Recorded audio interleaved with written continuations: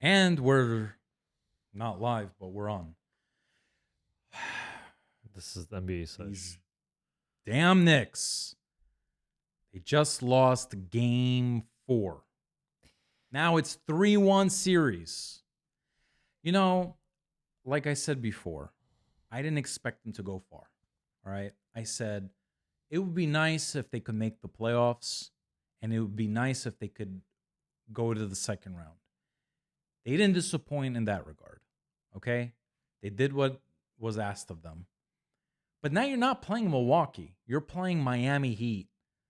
And I get it. Miami is clearly the better team here. But you can't win. You can't make this an exciting series. You can't at least take it to 7 games. I don't think they're clearly the better team. Obviously they are. Did you watch this game? Obviously. Were you in the same room as me?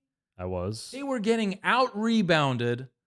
They couldn't hit a shot. I couldn't watch. They were playing hard, too hard.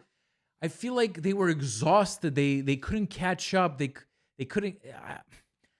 I'm starting to think that, okay, it's a given. We're missing maybe another solid player. But if we compare ourselves to the Heat, I think we're pretty evenly matched. And I'm starting to think it's the coach. All right, Tom Thibodeau, he's old school. He has a very tight rotation. Those players were clearly exhausted. Why couldn't you play Miles McBride and Obi Toppin a little bit more, especially during the game? I'm not saying crunch time in the fourth, but you could have played them throughout the game. They barely played. What do you think of that? It's the coach when we're not doing well, and the coach is great when we're doing great. I think the Heat wanted it more.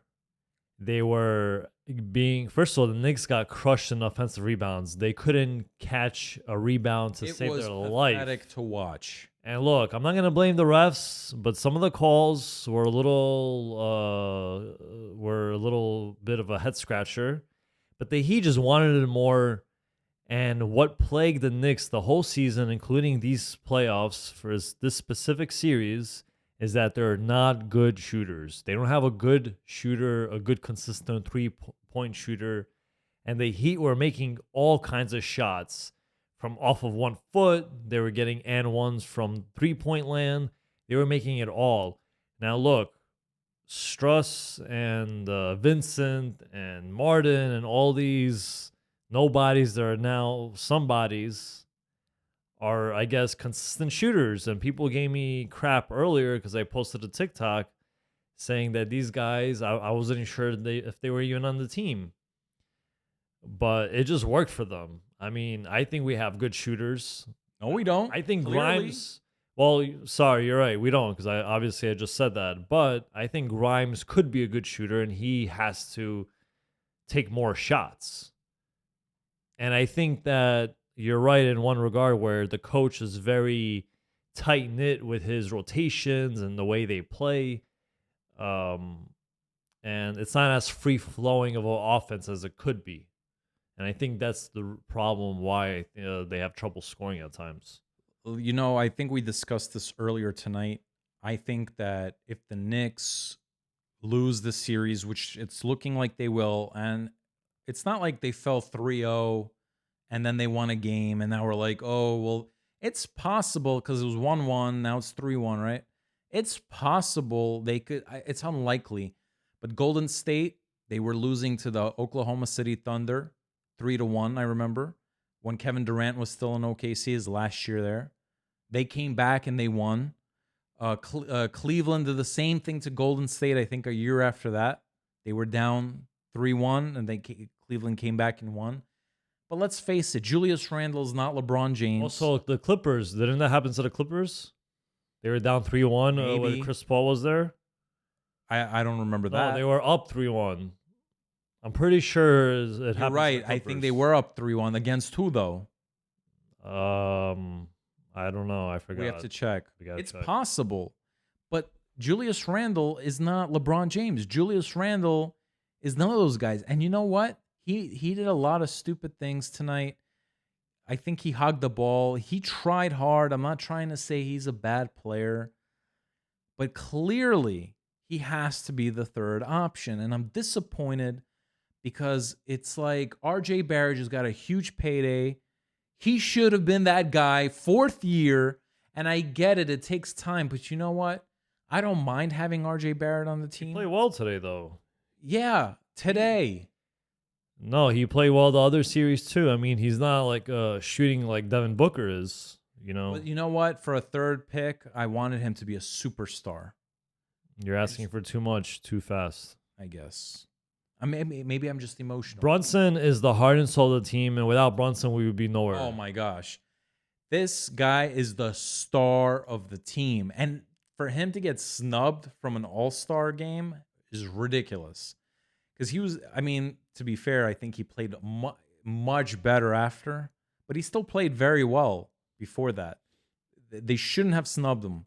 He's a clear star, and for now, he's our star.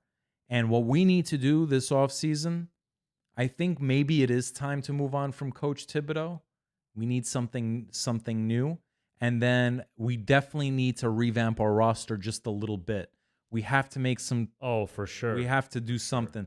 And you know, it's a shame that they weren't running the offense through Quentin Grimes, because I feel like if they did, well, they don't. I guess they don't trust them. They don't see that he could be a capable scorer, which I think he shows that he goes hard to the rim. He has knockdown jumpers, but he's only taking maybe 6 shots a game. Exactly.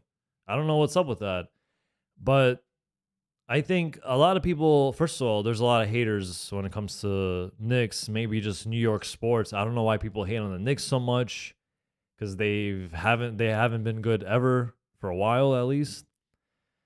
But there's also some people that were saying, yeah, I don't know, I'm kind of scared of the Knicks kind of facing the Celtics. I had 2 Celtic fans tell me that, which was surprising to hear, and a good thing for us Knicks fans. But It's all about matchups. But my point is that people, they might not even be in that position. People will never say that if it wasn't for Coach Tibbs in the first place. So we got to kind of give him props. Now, today they lost, not because of him, not because of the coach, but because they got out-hustled and they couldn't hit shots, which they... And they got out-rebounded. Out-rebounded, which is a first, because they're usually really strong on the boards, but it had to be a comeback win. They should have came in and swept them, the Heat, today, and they didn't, and it's pretty much over. I mean, you never know. It was definitely a heartbreak. It was definitely a heartbreak. And, you know, it's all about matchups, though. Yeah, I see why the Celtic fans would be afraid of the Knicks. For some reason, the Knicks just do better against the Celtics, even though the Celtics are like a much better team, and they're clearly the... Yeah, clearly, you know, I'm not going to lie. But Miami just came out of nowhere. They were bad all season, and now they're kicking ass. Props to Miami. And if they go to the finals, oh my gosh, I don't even know. I don't think they could beat Denver or whoever in the West, but... I don't think they're going to the finals. And right now, it looks like the Lakers, it looks like Golden State's going to win Game 4. You see, Golden State is going to make it a 2-2 exciting, yeah, because they have Steph Curry, the greatest shooter of all time. Right. And I'm so jealous of other teams, and it's like Brunson was such a great pickup. But, you know, honestly, it's either we got to trade Randall or he's got to take a back seat, because I feel like he just can't be the guy. He just can't be the guy. And to your point, people in comments sections and on Facebook, Instagram, I think I see why people are saying to play Toppin more, because what people are saying is that what some fans say is that Randall doesn't play that hard defense as Tibbs wants from, demands from other guys. So why can't Toppin get a chance? Because Toppin's not a great defender. But, you put in fresh young legs. The guy's hungry. I don't know why he didn't play Derrick Rose tonight, at least for a backup point guard. He could really mix things up, break down the defense, like try something different. If he tries the same lineup, unless like they hit all these knockdown shots and grab every rebound the next game, the Knicks, they're No, gonna just get blown honestly, out. the Knicks might win the next game because it's gonna be in the Garden. They might win. They might win. Well, for their sake, because it'd be embarrassing if they don't. But Right. that's the Knicks we're used to. I mean, with Brunson, maybe it's different now. I don't know. Well, yeah, and but whether they win or they don't win, I don't think they're gonna win this series. And uh, I lost my train of thought. But yeah, no, actually, I got it back. You were right. They should play Derrick Rose. They should have played Derrick Rose. They should have played Obi Toppin more. Try something different. He especially quickly was out. You could have taken advantage. And you clearly don't trust Miles McBride right now because he's still a very young player. But I can't believe they didn't play Derrick Rose. I don't know. I would even throw Evan Fournier in the mix. Right? Like, just try anything at this point. Because look, this is the way I see it, right? They had a crappy first half, the Knicks, right? They come out, and usually teams they'll turn it around right away in the second quarter. I mean, in the second half, Right. right? Third quarter, yeah. They'll go hard in the third quarter, and that's when you see momentum shifting, and that's when they could catch up, make it a tie game. But they were clearly not doing that. They were scoring, but they kept getting turnovers, fouls, this, that. So that's when you got to put in Evan Fournier. At least, he didn't do well this season, but maybe he'll hit a couple threes and the momentum will shift. Put in Derrick Rose, something. This reminds me of when Nate Robinson was in Mike D'Antoni's doghouse, Ugh. and then he was desperate, so he let him play. He let Nate Robinson play, and Nate Robinson scored like 41 points, I think, or something crazy like that. Yeah, he had a huge off the game. bench out of nowhere. You never know. If he put Fournier in, like you see we're doing bad, try him out in the second quarter. Just put him in. Maybe he'll surprise you. Maybe he'll have like a freakishly good game out of nowhere. So I don't know. I think Tibbs is just stubborn. I don't like these stubborn old coaches. I think you're right. I think it's just that old coach stubbornness. Like,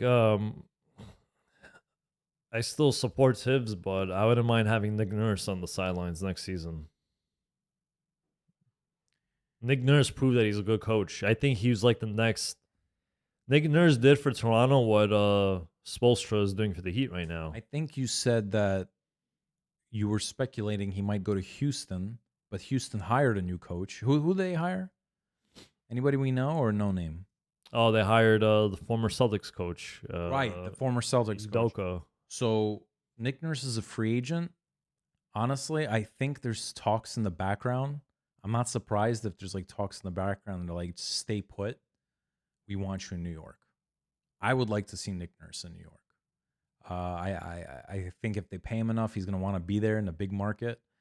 And I don't know. It just seems, maybe I'm wrong, but I just feel like he's more of a balanced coach.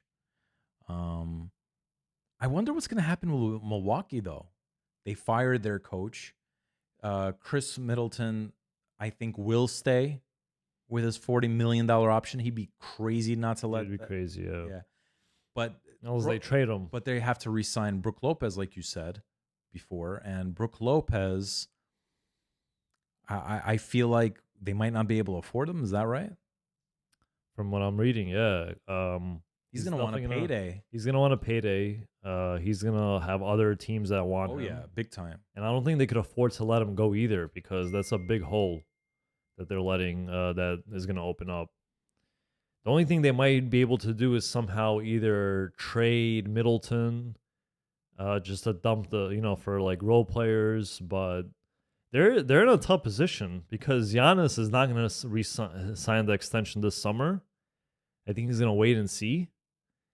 And they'll be like, look, obviously there's rumors. The Knicks are monitoring. I'm sure the whole NBA is monitoring Giannis right now. But if I'm the Bucks, even if I want to rebuild, I'm not trading Giannis. He's a generational talent. He won a championship the first time in 50 years.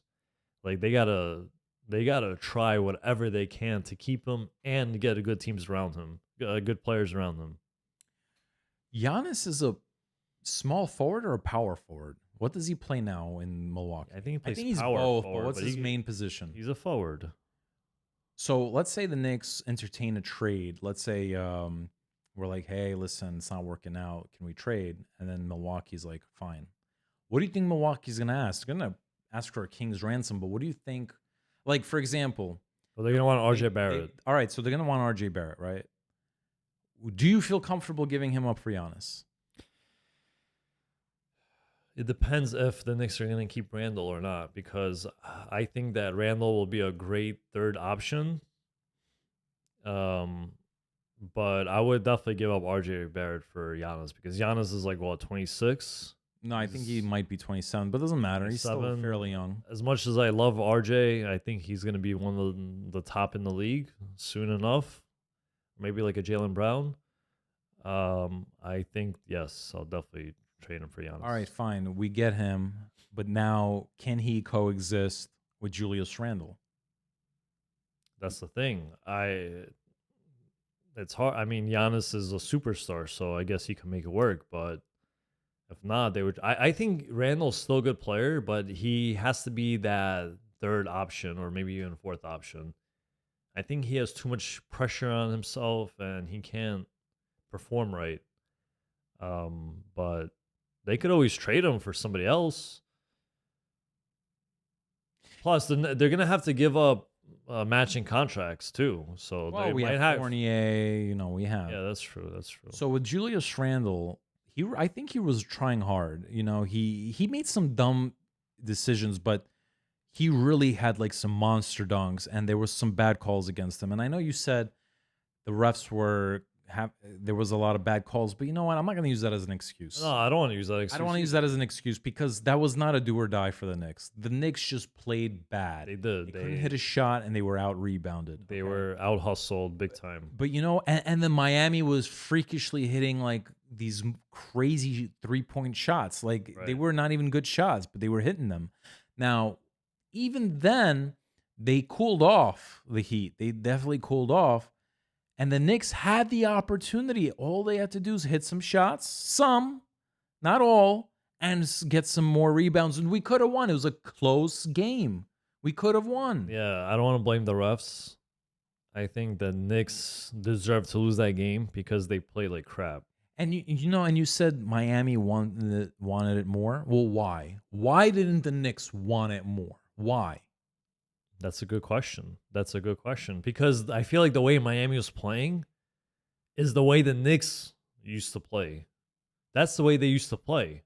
They would move the ball more. They would find open shooters. Now they don't do that. You know how they used to play like that?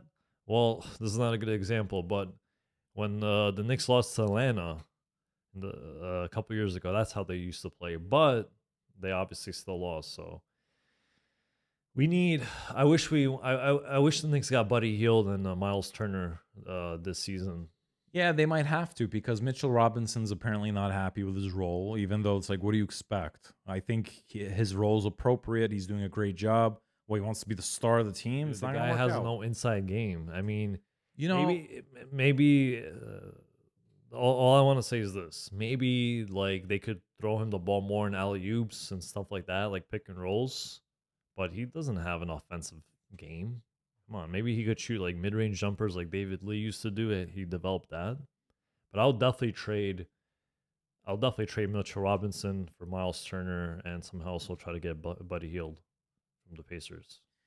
Yeah, let's see what happens this offseason.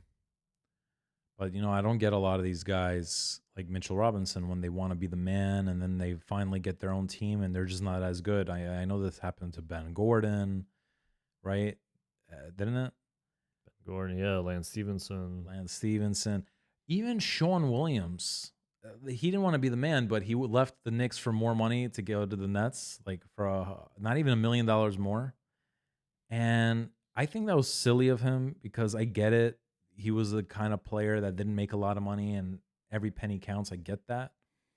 But you were doing well in New York under Mike D'Antoni.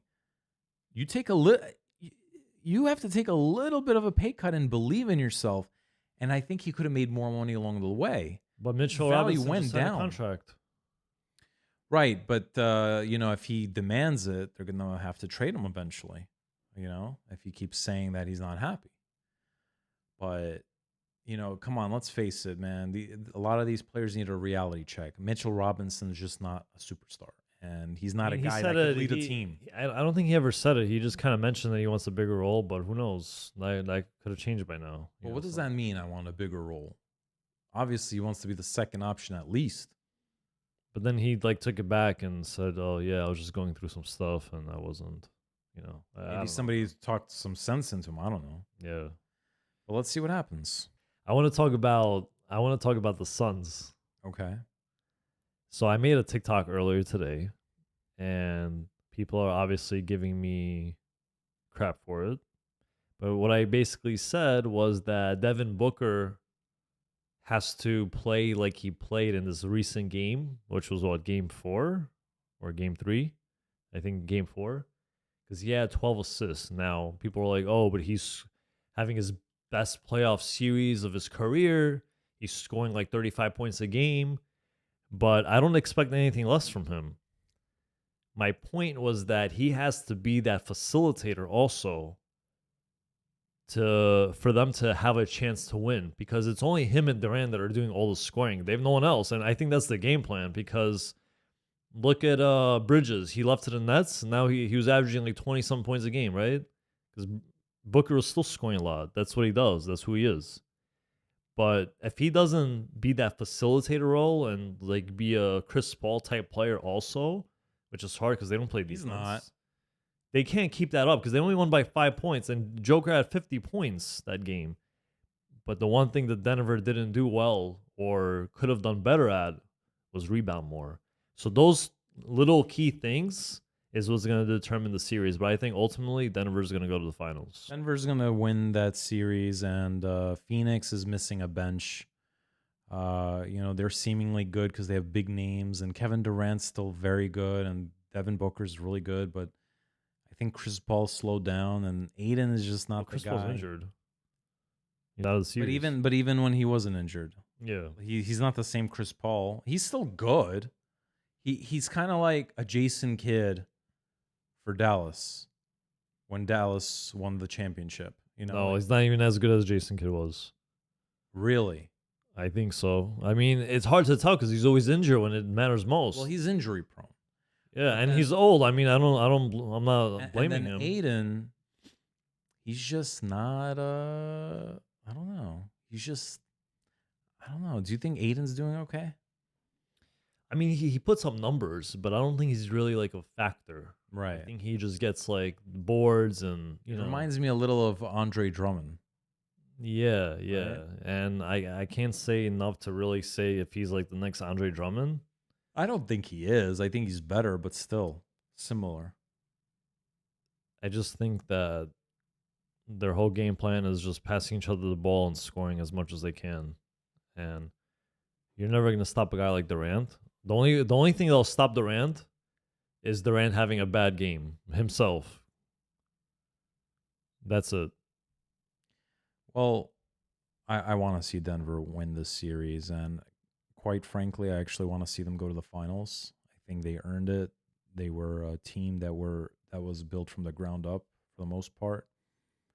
And, they lost out on Carmelo Anthony back when he left, and they've been very impressive because even when Carmelo Anthony left, they didn't really have a star. Their best player was Ty Lawson at the time. And they made the 3rd seed in the West. The West, very difficult conference, especially back then. And they've been relatively pretty good. And now this is their time. This is their time. So I want to see them there. And I want to actually see them win the championship. I'm rooting for Denver all the way at this point. Why? Because I know the Knicks are not going to go far. If the Knicks win, of course, I'll root for them. But Denver. Well, I gotta say Denver, or I don't mind seeing Philly win, but I don't think Philly will win because I think they're missing. I think they're missing like some depth and role players, but other than that, yeah, it's Philly or Denver. I'll be happy seeing them win, obviously, because I know the Knicks are not gonna win the chip. So yeah. All right. I think that's it for tonight. Yep. Okay.